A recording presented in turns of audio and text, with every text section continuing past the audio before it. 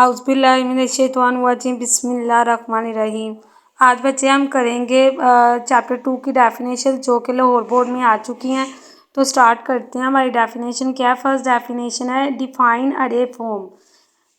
अरे फॉर्म का मतलब होता है डेटा को अरेंज करना असेंडिंग और डी असेंडिंग के तहत, यानी असेंडिंग का मतलब होता है तरतीब सौती और डी असेंडिंग का मतलब होता है तरतीब नज़ोली, यानी छोटी से बड़ी की तरफ या बड़ी से छोटी की तरफ अगर डेटा को अरेंज किया जाए उसे कहते हैं अरे form. In array form data is arranged in ascending और descending order of magnitude, यानी कदो कदामत के लिहाज से जब डेटा को इन अरे फॉर्म के अंदर अरेंज किया जाता है तरतीब सौती या नज़ूली के तहत। This form is normally use, इस तरह की फॉर्म तब इस्तेमाल होती है when the data are small, जब डेटा की मिकदार कम होती है, एंड क्वांटिटेटिव इन नेचर, और वो गिनती की सूरत में मिकदारी सूरत में लिखी होती है। अगर हम यहाँ पर बच्चे एग्जांपल देखें तो हमारे पास यहाँ पर डिफरेंट टाइप का हमने यहाँ पर डिजिट लिख दिए, और यहाँ पर अगर हम छोटी से बड़ी की तरफ उसको अरेंज करके लिख दें तो उसे कहेंगे तरतीब सौती यानी असेंडिंग, और दूसरी तरफ है डी असेंडिंग यानी तरतीब नज़ूली। तो ये हमारे पास एग्जांपल है। हम जस्ट ऊपर वाली लाइन यानी in array form data is arrange ascending और descending order of magnitude, सिर्फ ये लाइन लिख दें और नीचे एग्जांपल दे दें तो भी ठीक है, मतलब हमारे 2 नंबर कन्फर्म है। नेक्स्ट हमारी डेफिनेशन है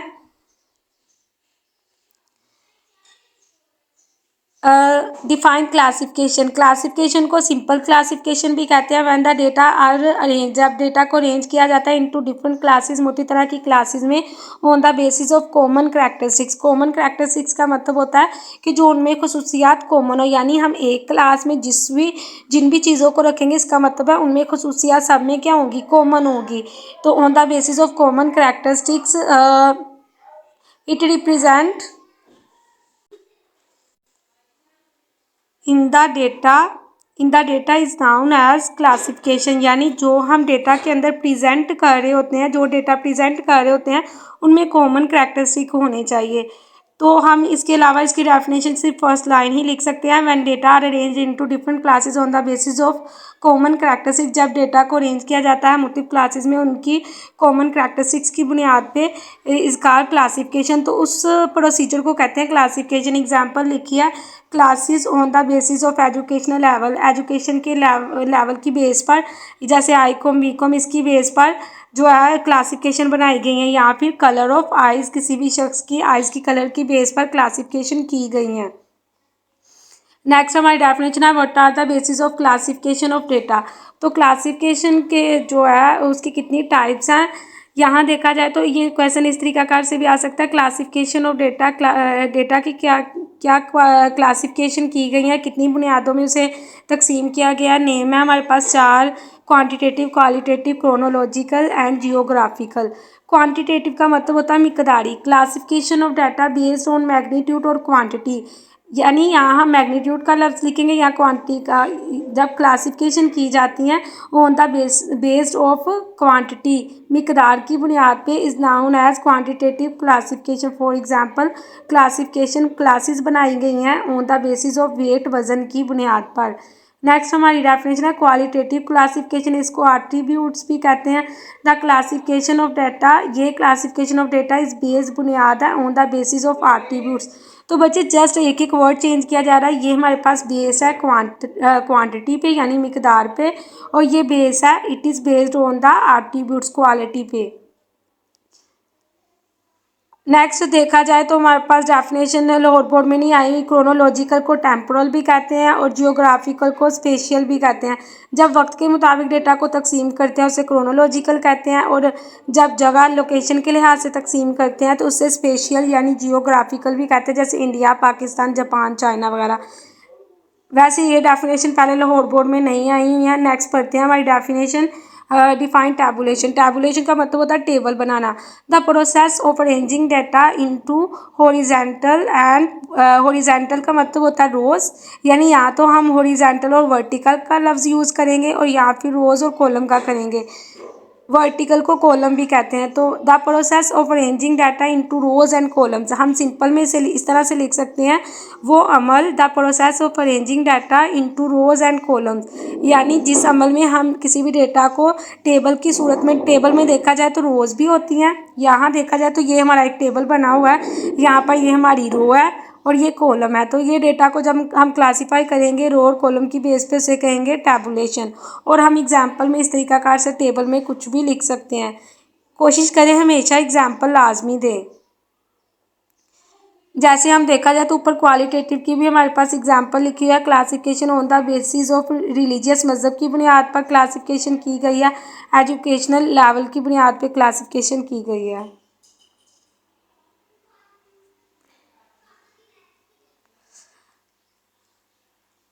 नेक्स्ट हमारी डेफिनेशन है define frequency distribution, the distribution of data, data को तकसीम करना इनटू डिफरेंट क्लासेस, मुख्तलिफ तरह की क्लासेस में, on the basis of common characteristics, उनमें एक कॉमन करैक्टरिस्टिक्स हो विथ कोरेस्पॉन्डिंग का मतलब होता है ख़तो ख़ताबत, यानी वक़्त के लिहाज से चीज़ों को डिफरेंट टाइप की क्लासिफिकेशन में तकसीम कर देना।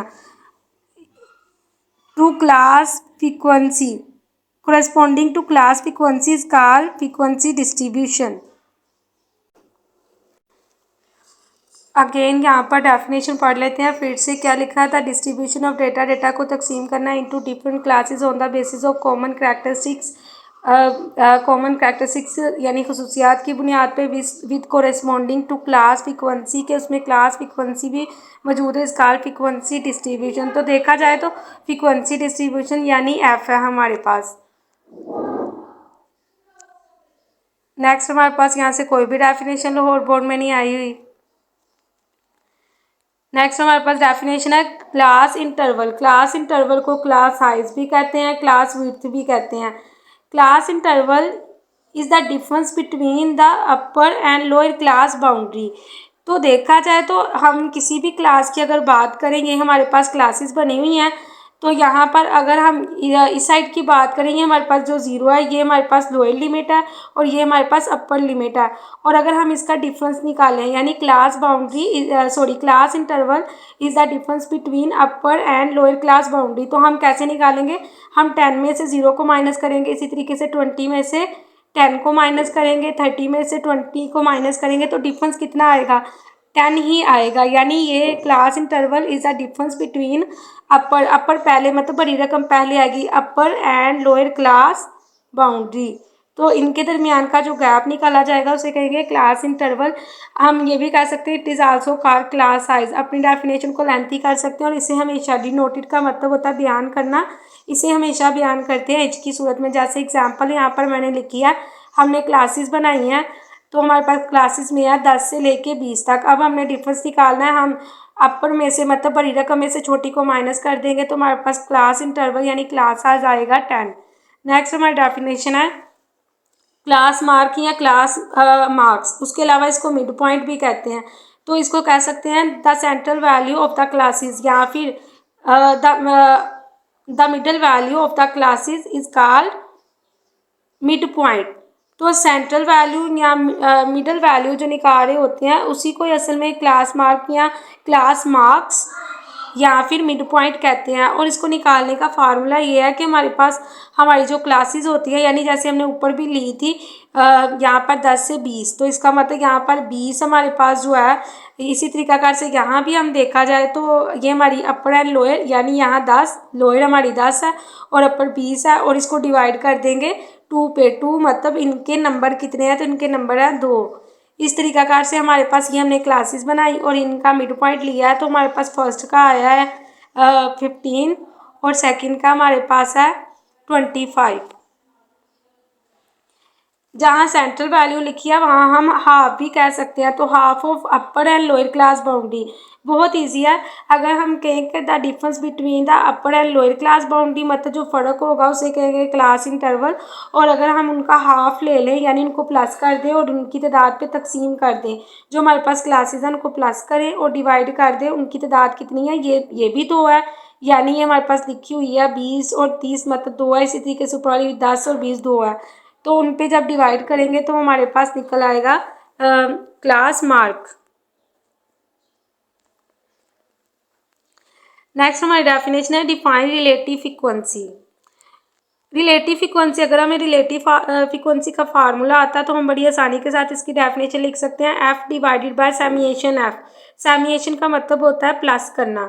यहाँ देखा जाएगा हमारी फ्रीक्वेंसियाँ, हमने इन सबको प्लस कर दिया तो हमारे पास आंसर आ गया 16। अब हमें रिलेटिव फ्रीक्वेंसी निकालनी है तो हमारे पास मतलब इसकी जब निकालेंगे 2 डिवाइडेड बाय 16, इसी तरीके से जब हमारे पास 4 की रिलेटिव फ्रीक्वेंसी निकालेंगे 4 डिवाइडेड बाय 16, और वो जो हमारे पास आंसर यहाँ आएंगे हम यहाँ आंसर लिख देंगे, यानी इक्वल डालते हुए यहाँ आंसर लिख देंगे और एंड पे लाके जब हम प्लस करेंगे तो उसका आंसर आएगा 1। यही चीज़ है जो हमारा फार्मूला ही डेफिनेशन को एक्सप्लेन करेगा, यानी the frequency of a class is divided by the total frequency. जब किसी भी क्लास की फ्रीक्वेंसी को टोटल फ्रीक्वेंसी पे डिवाइड किया जाए, is called relative frequency. The frequency of a class divided by the total frequency is called relative frequency of that frequency. यहाँ एक नोट लिखा हुआ बहुत important, the total of the relative frequency, यानी relative frequency जब मोटी तरह की क्लासेस के लिए जाते हैं और एंड पे उनको भी सम किया जाए, यानी हमने सम किया, समीशन किया रिलेटिव फ्रीक्वेंसी को, तो उसका answer is always equal to 1, हमेशा 1 के बराबर होता है।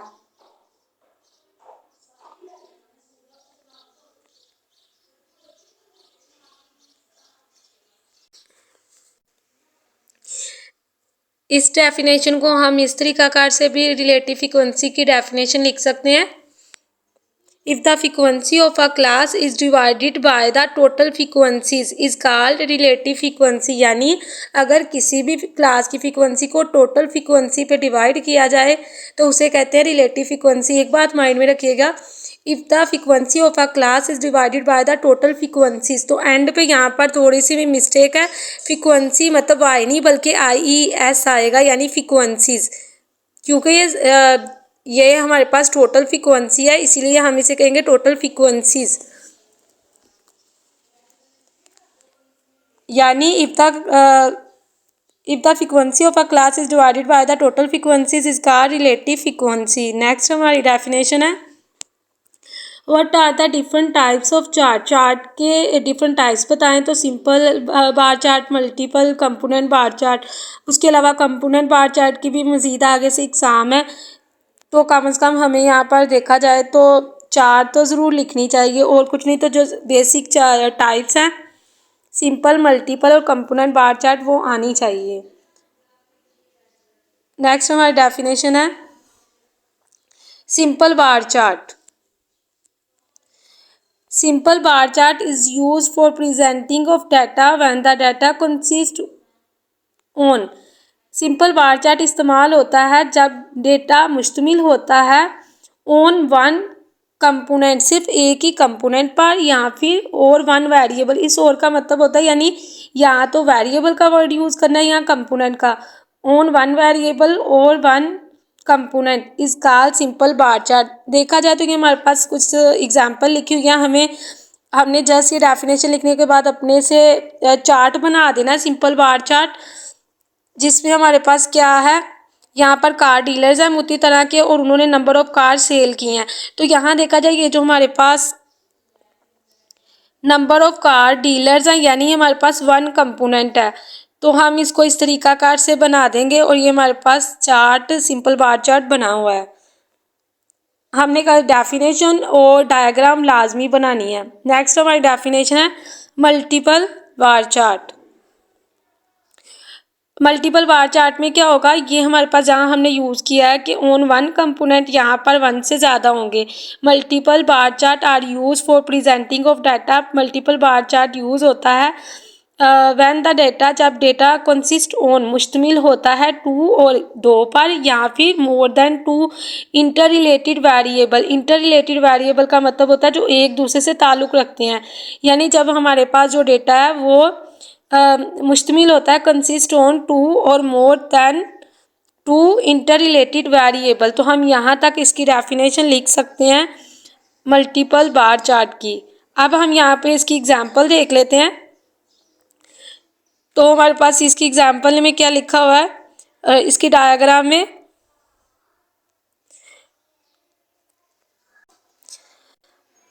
हमारे पास जो है यहाँ पर टू कंपोनेंट्स हैं, यानी एक ग्राफ में हम दो दो हिस्सों को प्रेजेंट कर रहे हैं। हाफ हमारे पास अलग है और हाफ अलग चीज़ को प्रेजेंट कर रहा है। जैसे सपोज हम यहाँ पे बात करते हैं बीफ एंड मटन की, तो हम हाफ में बीफ को और हाफ में मटन को एक्सप्लेन करेंगे कि जो बीफ है वो कितने केजी है और मटन कितने केजी है।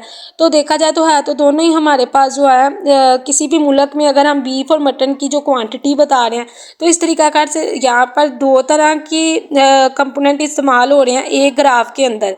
हाफ अलग है, हाफ अलग है, उसे कहते हैं मल्टीपल बार चार्ट। नेक्स्ट हमारे पास डेफिनेशन है component bar chart. Component bar chart is used when the data consists on more than one homogeneous components। homogeneous का मतलब होता है उनमें खसूसियात एक जैसी हों, तो उसे हम लोग कहते हैं component bar chart. It represent, यहाँ देखा जाए तो इतनी डेफिनेशन भी इसकी ठीक है।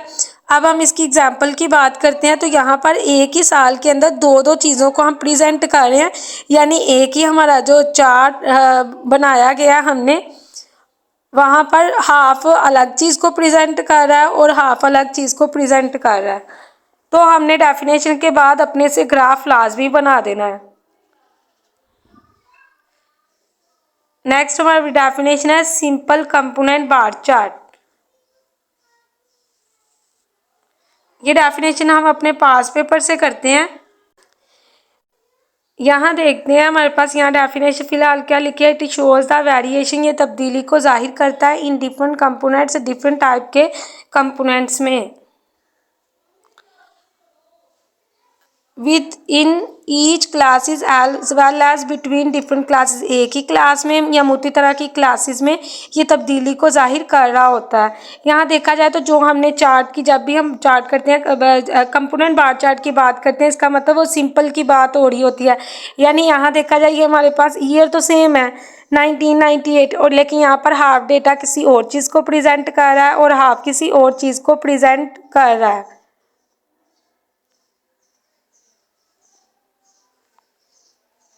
नेक्स्ट हमारी डेफिनेशन है पाई चार्ट। पाई चार्ट को पाई डायग्राम भी कहते हैं। तो डेफिनेशन क्या है हमारे पास यहाँ पर, डायग्राम रिप्रेजेंट, वो डायग्राम जो कि रिप्रेजेंट यानी पेश करती है की जाती है in the form of circle and sector. Circle and sector में जो डायग्राम को प्रेजेंट किया जाता है इस कॉल्ड पाई चार्ट। तो ये हमारे पास डेफिनेशन काफ़ी इजी लिखी हुई है। नेक्स्ट हम लिख देंगे इसका फार्मूलाज। एंगल ऑफ सेक्टर, यानी यहाँ पर हमने बात की वो डायग्राम जो कि सर्कल की सूरत में, जैसे यहाँ पर हमने सर्कल की सूरत में डायग्राम को प्रेजेंट किया है, तो ये पाई चार्ट यानी पाई की ग्राफ की डायग्राम बनी हुई है। और यहाँ पर एंगल ऑफ सेक्टर हम जो निकालते हैं, यानी हमने डेफिनेशन में भी बात की है सर्कल एंड सेक्टर, तो जो सेक्टर यानी एंगल ऑफ सेक्टर निकालते हैं उसका formula component part divided by total और मल्टीप्लाई 360, यानी ये जो हमारा दायरा होता है ये 360 के बराबर होता है। और ये हमेशा बनाया जाता है एंटी क्लॉकवाइज, यानी क्लॉक के बिल्कुल अगेंस्ट ये बनाया जाता है।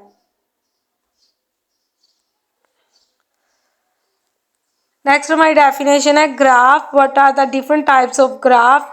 तो ग्राफ हमारे पास हिस्टोग्राम, हिस्टोरीग्राम जस्ट नेम है। नेक्स्ट हम पढ़ते हैं हिस्टोग्राम। हिस्टोग्राम की डेफिनेशन क्या है, यहाँ पर हम बहुत इजी अल्फाज में डेफिनेशन लिख सकते हैं। A graph of frequency distribution, यानी अगर किसी भी ग्राफ को फ्रीक्वेंसी डिस्ट्रीब्यूशन को ग्राफ पे प्रेजेंट किया जाए तो उसे कहते हैं histogram. A graph of frequency distribution is called histogram.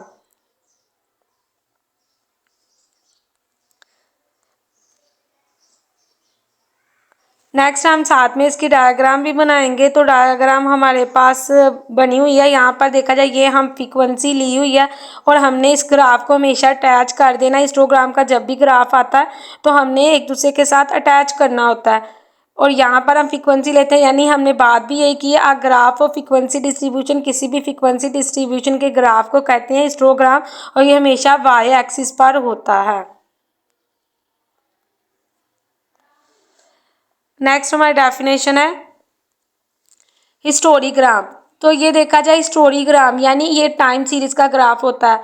A graph of time series is called historigram. Just हम ये लिख दें कि histogram is a graph of time series, तो ये इतनी डेफिनेशन भी ठीक है। और बाज़ दफ़ा ये फ़र्क आया हुआ है हिस्टोग्राम और हिस्टोग्राम का, तो ऐसी सिचुएशन में हमने लाइन लगा के दोनों साइडों की तरफ हिस्टोग्राम यानी अ ग्राफ ऑफ फ्रीक्वेंसी डिस्ट्रीब्यूशन और हिस्टोग्राम यानी अ ग्राफ ऑफ टाइम सीरीज़ के बारे में बता देना है। नेक्स्ट हमारी यहाँ पर देखा जाए एग्जाम्पल, हमारी डायग्राम भी बनी हुई है हिस्टोग्राम की। यहाँ देखा जाए तो ये ईयर बता रहे हैं टाइम को, क्योंकि हमने बात ये की यहाँ पर जहाँ पर हिस्टोग्राम होगा इसका मतलब उसका ताल्लुक टाइम सीरीज यानी वक्त के साथ होगा। नेक्स्ट हमारी डेफिनेशन है फ्रीक्वेंसी कर्व या frequency polygon. A closed geometric figure used to display a frequency distribution graphically इस काल यानी क्लोज की हुई जो जियोमेट्रिकल फिगर होती हैं यूज टू डिस्प्ले इस्तेमाल होती हैं डिस्प्ले जाहिर करने के लिए फ्रीक्वेंसी डिस्ट्रीब्यूशन ग्राफिकली, तो ग्राफ की सूरत में इसको प्रेजेंट किया जा रहा होता है, उसको कहते हैं फ्रीक्वेंसी पॉलीगॉन या frequency curve.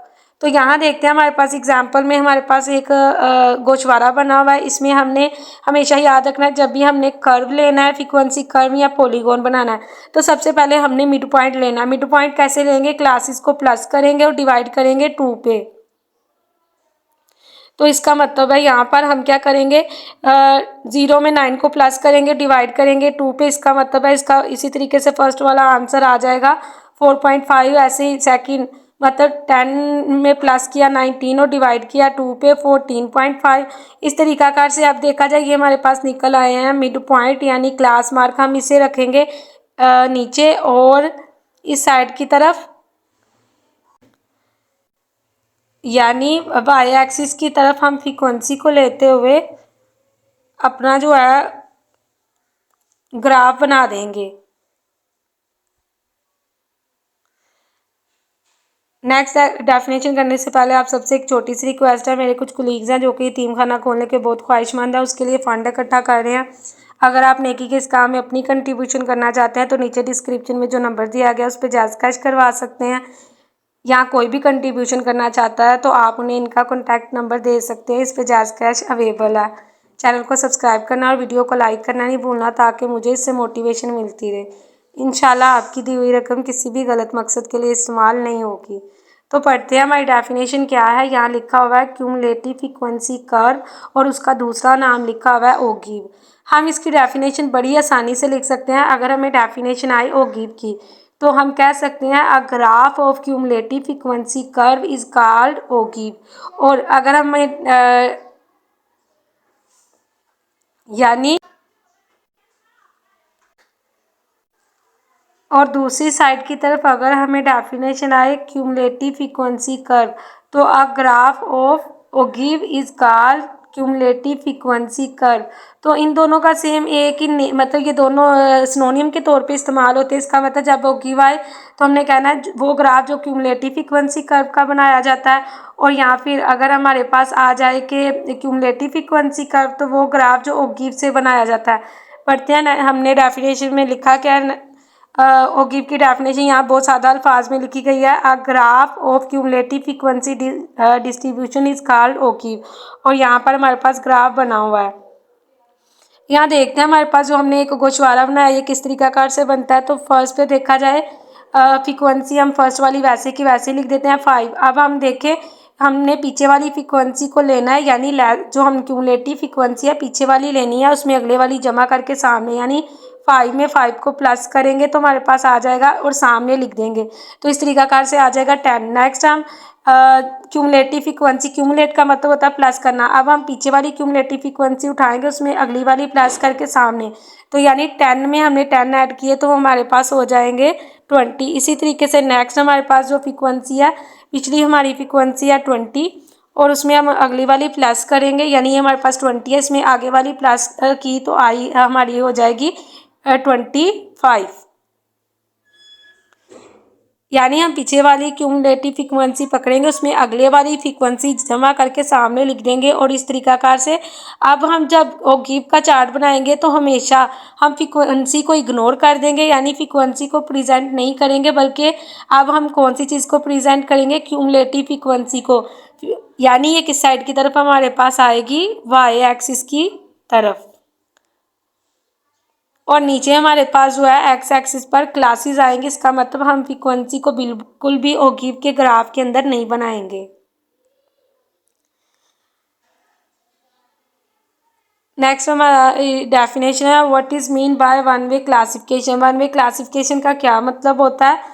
The term one way classification means, इसका मतलब होता है that there is no side variation present in the data. यानी हमारे पास जो है यहाँ पर जस्ट वन वे क्लासिफिकेशन है। यहाँ पर दूसरी साइड की तरफ वेरिएशन एक ही तरह की मालूमात में हो रही है।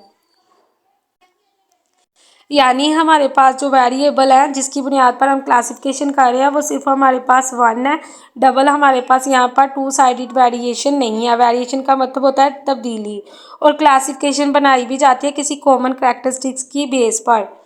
नेक्स्ट हमारी डेफिनेशन है, what are the main parts of table. किसी भी जो हम स्टैट के टैबुलेशन यानी जो टेबल बनाते हैं उसके अंदर उसके कम से कम कितने पार्ट्स होने चाहिए? तो कम से कम उसके पार्ट्स होते हैं चार, title, caption, box head. Caption और बॉक्स हेड को देखा जाए तो और क्या कहते हैं? कॉलम कहते हैं। और दूसरी तरफ देखा जाए तो स्टब को हम लोग रोज भी कहते हैं। यानी हम ये एक दूसरे के सिनोनियम के तौर पे इस्तेमाल होते हैं। स्टब यानी रोज, और कैप्शन बॉक्स हेड यानी कॉलम्स। उसके अलावा फोर्थ हमारे पास जो पार्ट इसका हिस्सा होता है वो हमारे पास होता है हेड नोट। नेक्स्ट हमारे यहाँ पर डेफिनेशन है,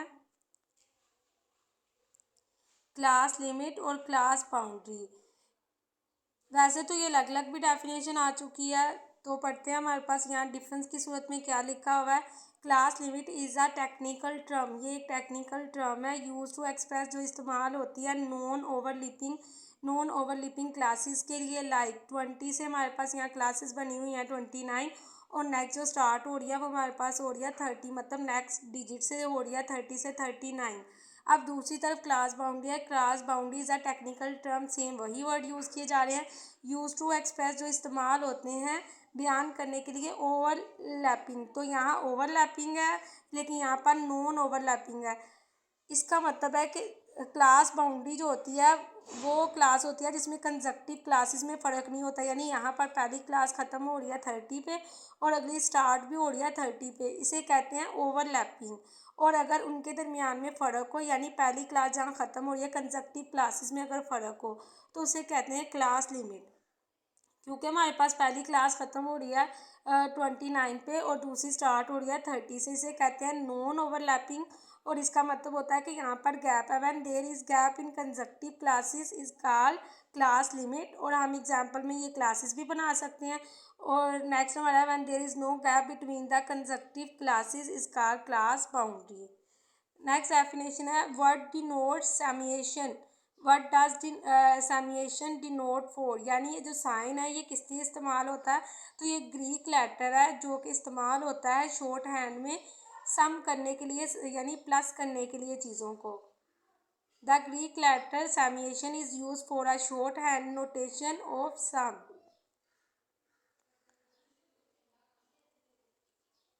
यही है इस चैप्टर के शॉर्ट क्वेश्चन।